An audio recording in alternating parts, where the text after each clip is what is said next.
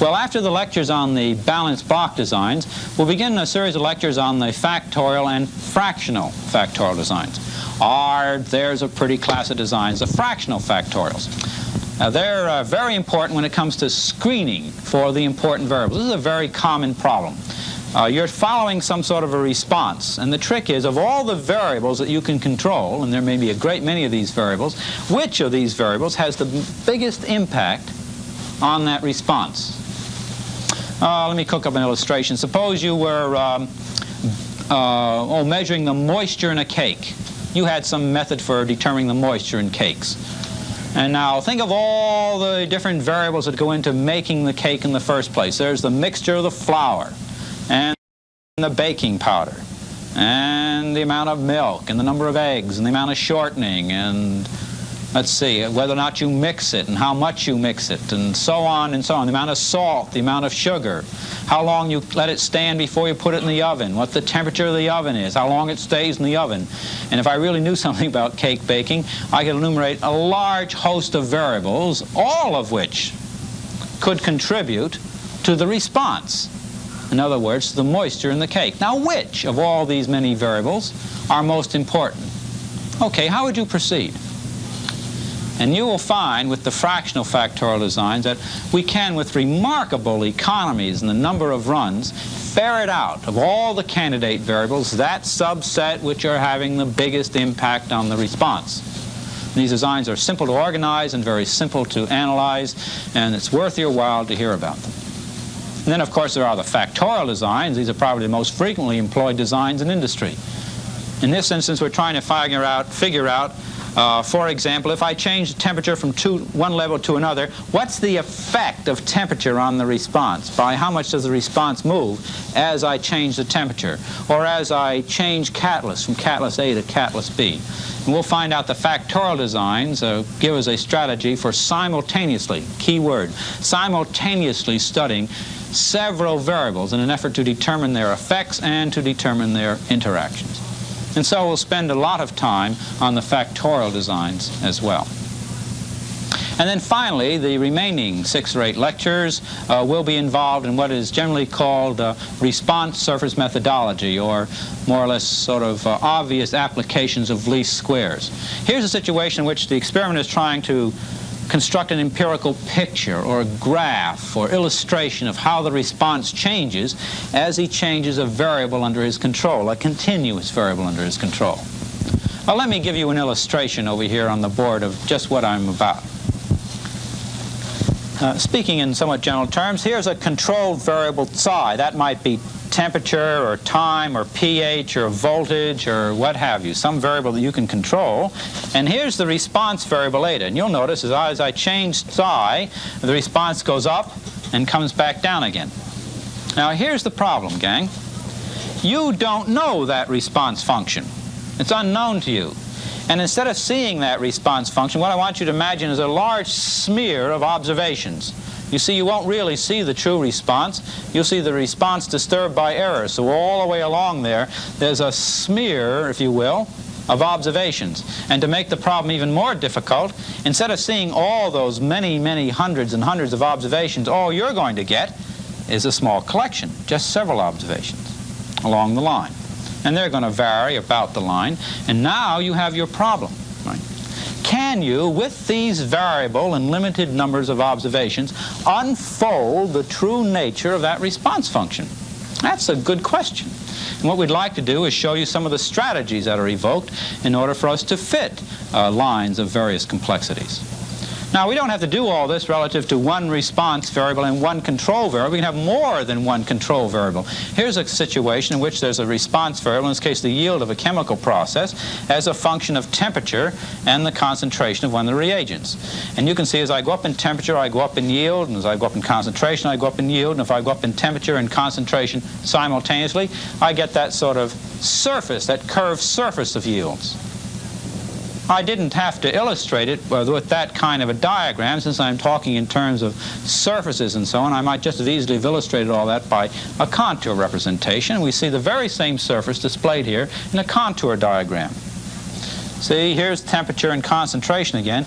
Everywhere along that line, the yield is 60. And everywhere along that line, the yield is 65. And so you ought to be able to see with that contour representation the curved surface that we just illustrated a moment ago. Well, there are lots of different kinds of surfaces you'll run into. What do you say we look at a planar surface? Here's an illustration. The contour lines are parallel straight lines. You see, as I go up in temperature, I go up in yield. The response goes up. As I go up in concentration, the response goes up. As I go up in temperature and concentration, the response goes up in a very uniform fashion. I have a planar response function. Here the yields are 70, and here they're 60, and here they're along here 50s. So that's a picture of a planar response function. As I vary the two variables, I get a planar response. Of course, you could get a curved response function. Here's a picture of a hill, if you will. There's a possibility of very high yields in the high 80s right through in there. And one of the problems of experimentation is to find the location of the optimum level of x1 and x2, the two variables under our control, so that we get the best yields. This gives me a chance to sort of illustrate one of the interesting strategies that crop up if you use response surface designs and response surface attacks and so on. Let's take the following curved surface that you see here. It's a rising ridge. See it? All the yields here are 76, and all the yields here down here are 72.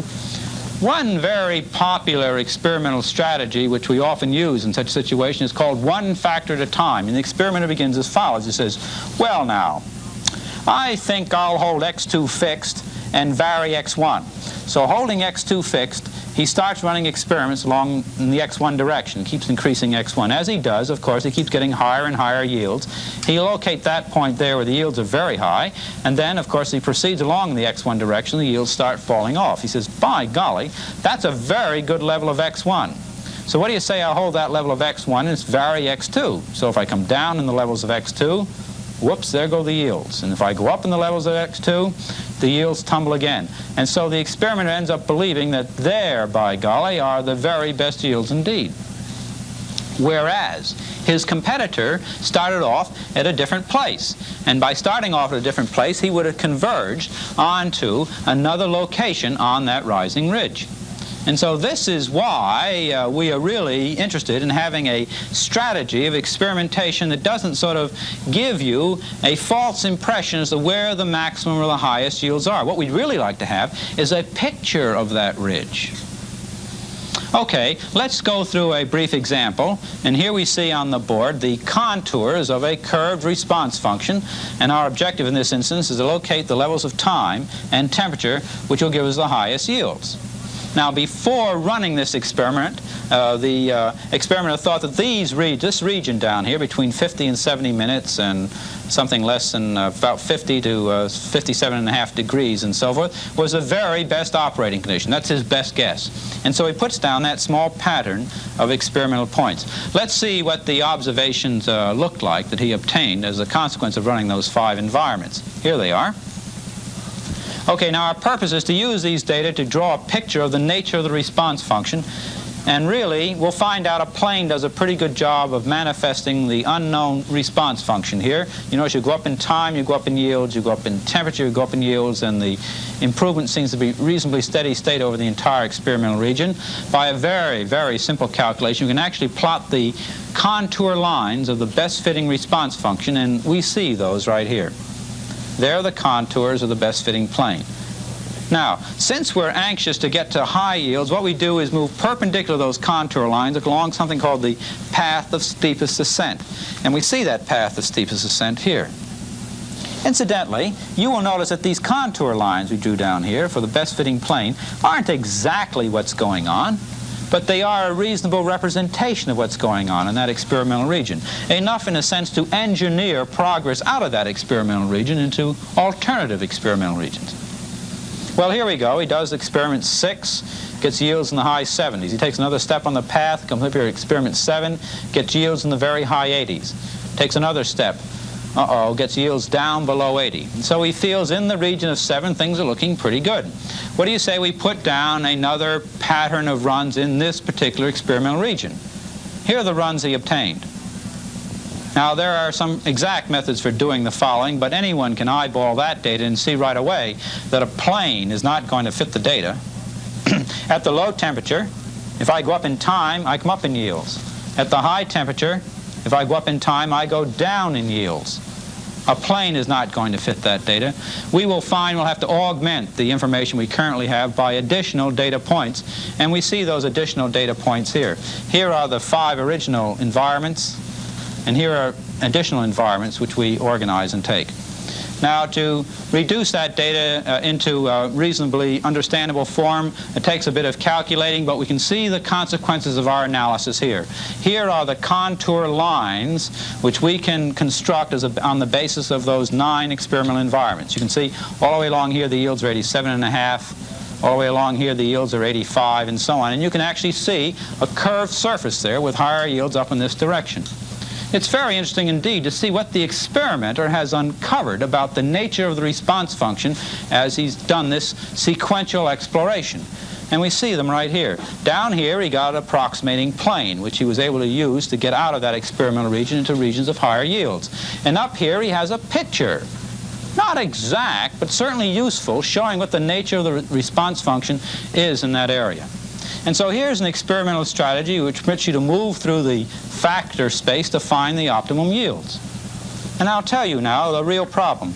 Suppose instead of having 2 variables, time and temperature, you had 4 variables you wanted to study simultaneously and their effect on the response. Tell me now, how would you tool around in that factor space most resourcefully to find the optimum yields? And we'll show you how these strategies of the experimental designs using in sequentially small blocks of runs will unfold the essential characteristics of the unknown response function regardless of how many variables you're dealing with. Now, of course, with these more advanced designs, the use of a computer would be very, very important indeed. But the point I really want to make is that for 80 or 90% of the work that we're going to do in this particular course, you don't need a high-speed computer. A desk calculator or pad and pencil are really all that is necessary to use these statistical methods. Or you say, well, by golly, if it's all that simple, why, at this late time in my career, am I taking a course in statistics? Why didn't I get this when I was an undergraduate? And the answer to that's easy. The arts of statistical design were cooked up by the biologists and agronomists. Imagine the problem of the agronomist when he sets out his crops to test which varieties are better. The errors impinging on that data-taking process are tremendous. The weather, and rabbits come scurrying across the fields and eat them up, and all kinds of things happen to that sort of experimentation. So they learned how to take data in the presence of large errors. This happened in the late 20s and early 30s. And now, trickling down into the scientific environments and so forth, are courses on design of experiments. And the men coming out of the colleges and universities are going to have more and more of this kind of education as time goes on. But what is the real purpose behind our teaching you these statistical methods? Well, what's the purpose of statistics in the first place? The purpose of statistics in the first place is to analyze the data in such a way as to lead to new conjecture. Now remember what we're up against. The data are expensive, and the data are variable, and we don't know the true response function, and yet we have to go through this particular operation. All of this is part and parcel of the arts of statistics, but they're really not very valuable unless we can call upon the experience that people such as you have, which comes only from working in an industrial environment. And our real objective is to wed together your experience with the practical uses of engineering and production and development and research with the arts of statistics, so that you'll be more valuable to yourselves and you'll be more valuable to those you work with.